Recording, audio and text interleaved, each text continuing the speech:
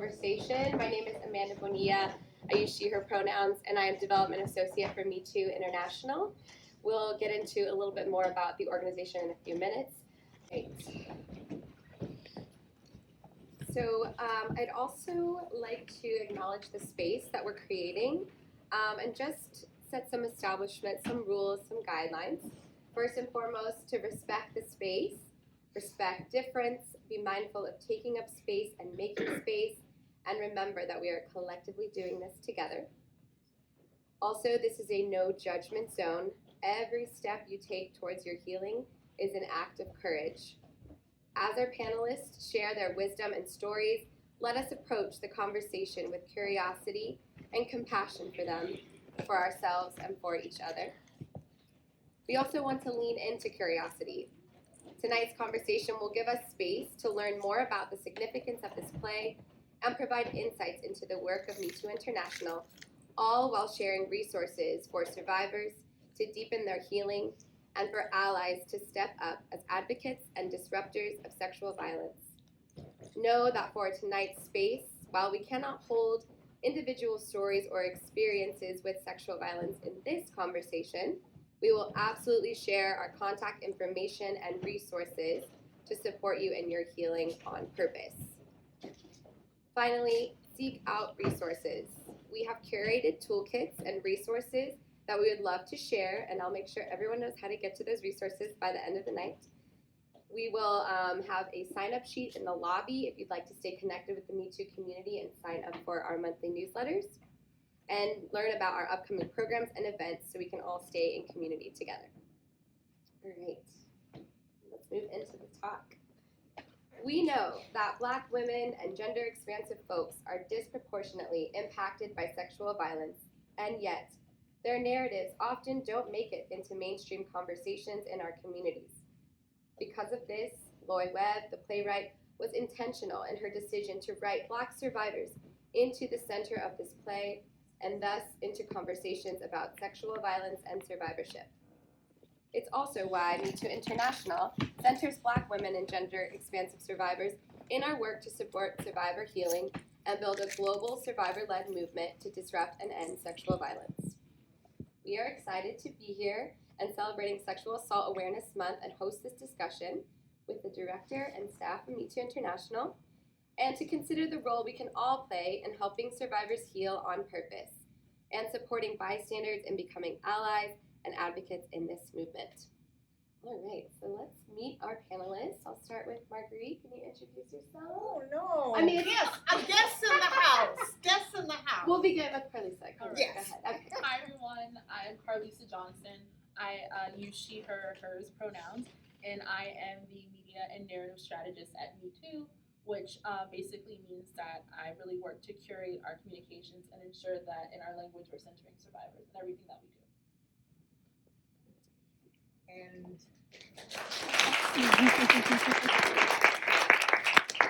we're so glad to have you guys here tonight. I am Marguerite Hannah. I have the privilege, the honor of having been the director of the Light. And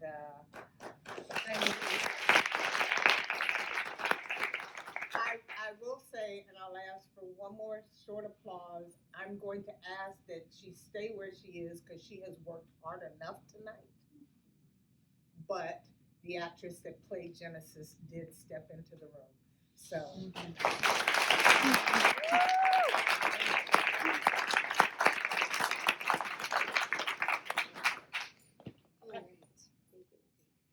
We'll start with the first question. So there are not many plays that I can recall that speak this openly about sexual violence.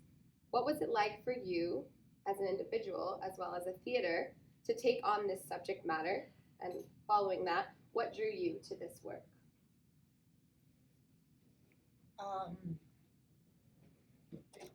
Big question. Well, big question, but actually somewhat of a simple question. Mm-hmm. To be honest with you, Enoch King came across this piece of art in his travels. Enoch and Cynthia read it and went, oh my God. And then they knew that this story had to be told, because it's not that you've missed these stories being told. These stories have not been told. Mm-hmm. We rarely see stories of survivors.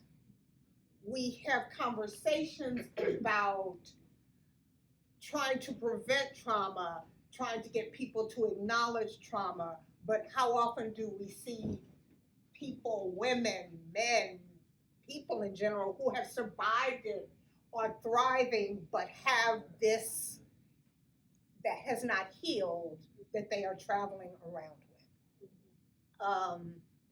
Horizon, fortunately, is a place that likes to walk into difficult conversations. Mm-hmm.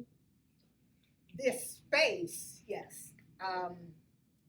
Cynthia and Enoch and I often talked about the fact that our physical space of where our stage is was actually the perfect place in Atlanta for the story to be told, because you would all be sitting in the living room with them.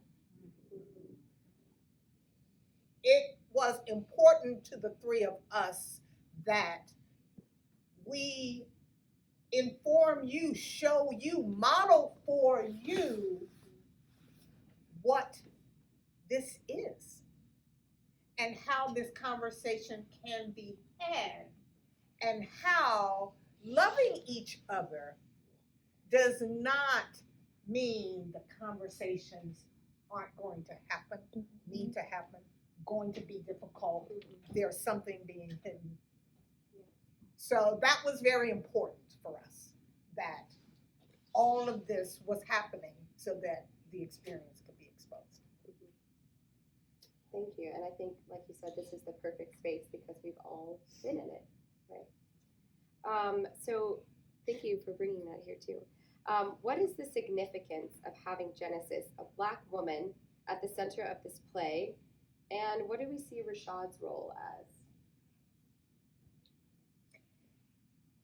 Well,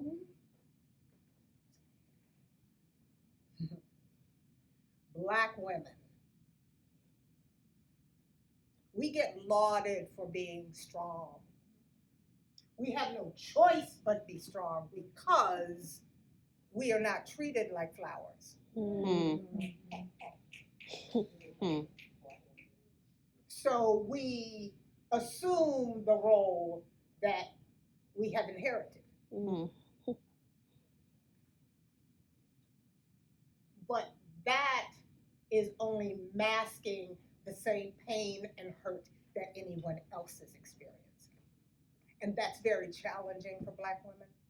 Very challenging for Black women, because it is a life we live and we know it. And we know we cry, but we're not allowed to cry. It's against the rules. Not for a Black woman. Y'all strong. Y'all, that's what y'all got there. Bullshit. But we are strong because we've had to become that. Yeah, I think we can all say we're a little tired of that narrative of the Black woman having to be strong. I'd like to bring Carlisa into the conversation. Many of our audience members may be familiar with hashtag #MeToo. Raise your hand. We've heard of it, right? Which went viral in 2017 as millions of survivors shared their stories online. MeToo International came into existence to undergird the work of the movement, but a lot of community members might still be unclear about who we are and what we do. Carlisa, can you shed some light on what we do as an organization? Sure. So first, sometimes people are like, "Are you Me? So you're Me Too, but are you Me Too? Me Too?" Yeah, like Tarana Burke founded the org. She's our founder, chief vision officer, and so we are on a large scale. We're working to shift cultural norms, to really call out what harm is and call out the culture that enables harm. But most importantly, we're here to center survivors because so many see Me Too as this reactionary thing that goes after perpetrators and predators. But we're here to center survivors and their healing and to allow that healing to then ripple out into the world and go to other survivors and other folks who really need it. And in doing so, we have so many offerings and programmatic offerings, and we're bringing so many different community partners into the fold and making sure that while we're doing this, that we're centering those who are most marginalized, Black women and femmes, Black women and girls, and queer communities, disabled communities, these sorts of communities whose trauma and whose idea as survivors isn't typically centered or even seen as someone who is desirable enough to be a survivor, whose stories typically aren't believed. We're here to say that we believe you, that your healing matters, what you believe matters, and one of the most important things about metoo is that it is survivor-led, and that our programmatic offerings and our understanding is greatly shaped by Black women, Black femmes who are survivors. And that's one of the things that we're really like, from my specific position, we're working to kind of reclaim our narrative that this is who we're centering, this is the work that we do, and this is whose stories we're saying, no, they do matter, and they do deserve as much attention. Yeah, so Carlisa touched on programmatic offerings, and we actually just launched a very new healing platform for survivors. So you'll see these stickers on the way out, and the QR code leads you to this platform. It is free to all, it is accessible, and what we're hoping to do is take these stickers when you leave, take them and put them in a place where harm probably has happened, but as a reminder that healing can also happen in any space. So check those out. I'll talk a little bit more about that later, but we'll move on to the next question. Conversations about survivorship and asking loved ones to step up against sexual violence and challenge the norms that perpetrate rape culture can be uncomfortable, messy, and heavy. We just saw the light, right? Especially because there aren't always models for how to move through these conversations or neat endings that help us feel resolved in the moment. Genesis and Rashad navigated the heaviness of survivorship and sexual violence as a couple. Why was it important to have this conversation within the context of a Black heterosexual relationship? And this is to both of you, so whoever wants to answer first. Yeah, I immediately thought of this while I was watching it, because one of the things, we've been doing a bit of press around Survivor Sanctuary, and one of the things that Tarana keeps saying, and that I wholeheartedly believe, but she just articulates it beautifully, is that for so long, sexual assault is seen as this like personal issue, and it's something that is to be kept between you and those who have committed harm or your inner circle.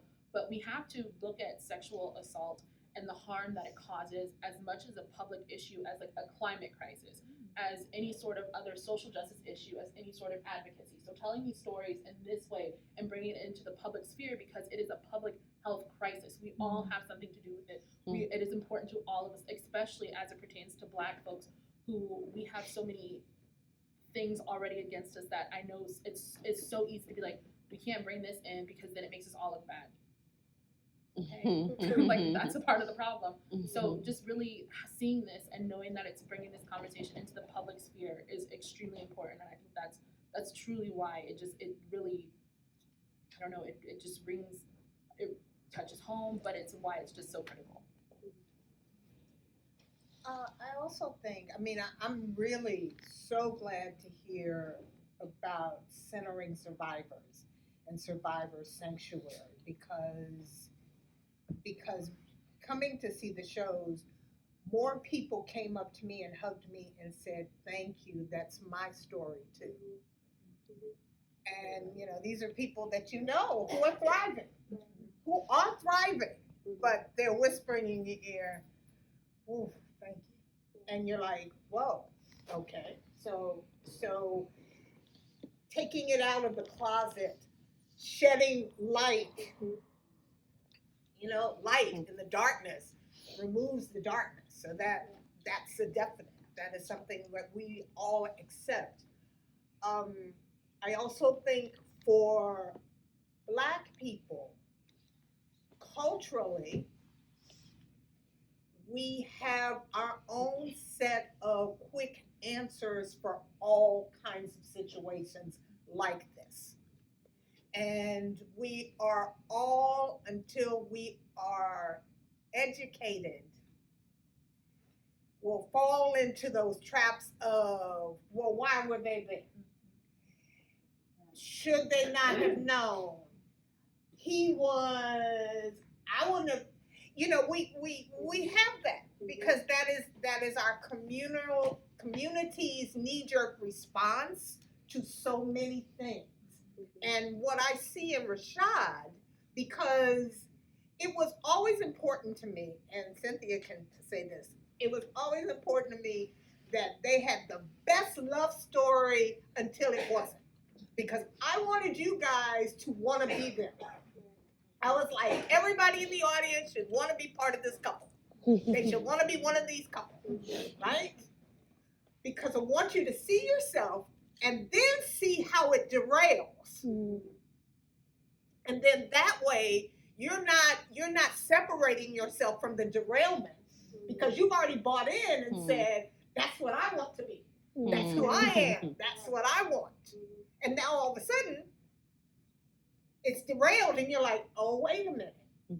The importance of Rashad is he's a great guy who has been through a lot of shit himself. So when he starts to not be able to hear anymore, we really start to see ourselves.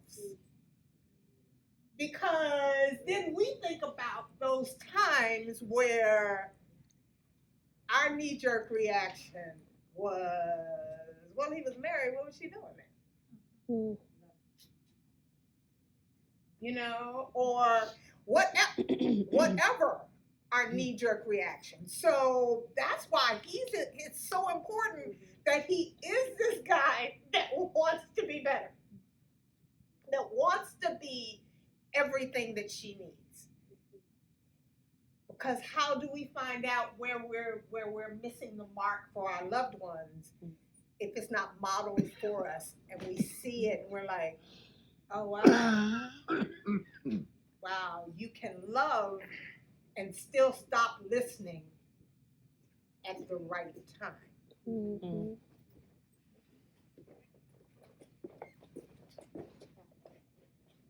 Follow up to that. In seeing their conversation play out, what are some conversations that now feel more possible or important to have in our own lives or in the collective community?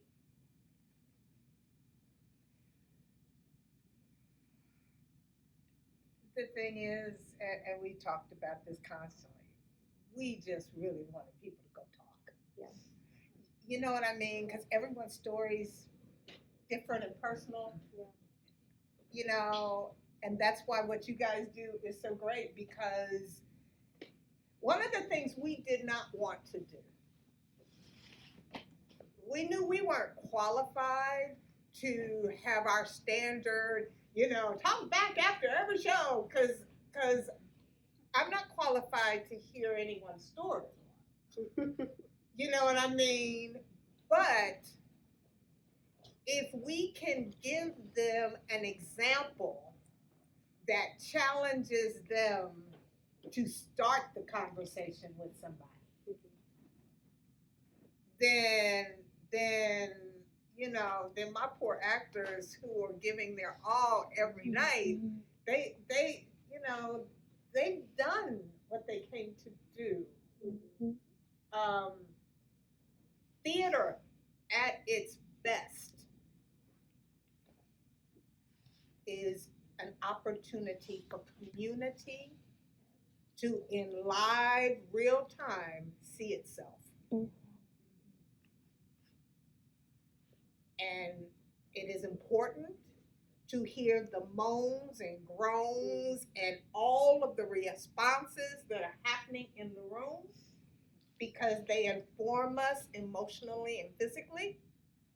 And then tonight, tomorrow over coffee, at some point, I guarantee you there have been conversations that people have held for years that have happened. Just kind of like started talking.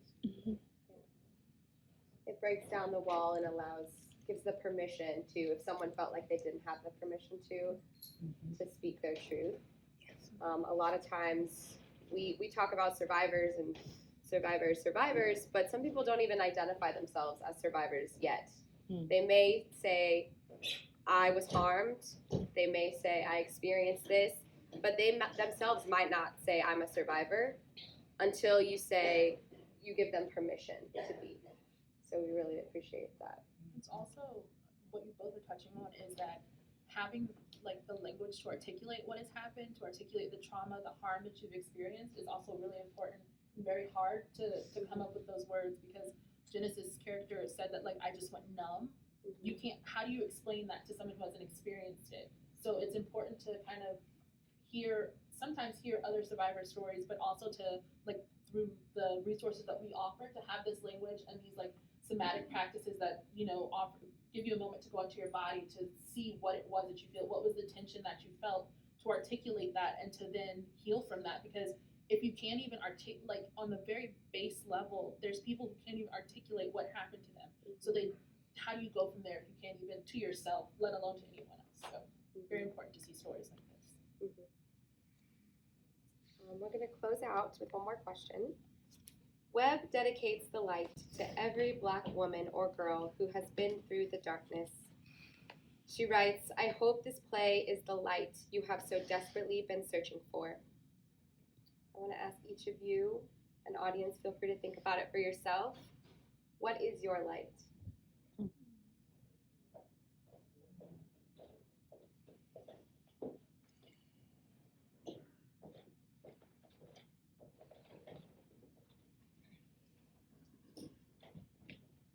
For me, at this point in my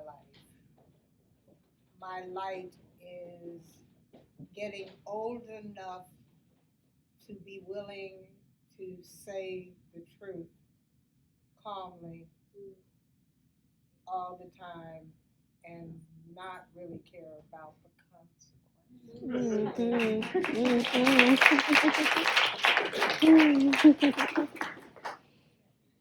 Beautiful. I'm glad that you have that wisdom. In the same way, and it's a running joke on like our metoo team that like my personal brand is anger, because I'm always angry about something.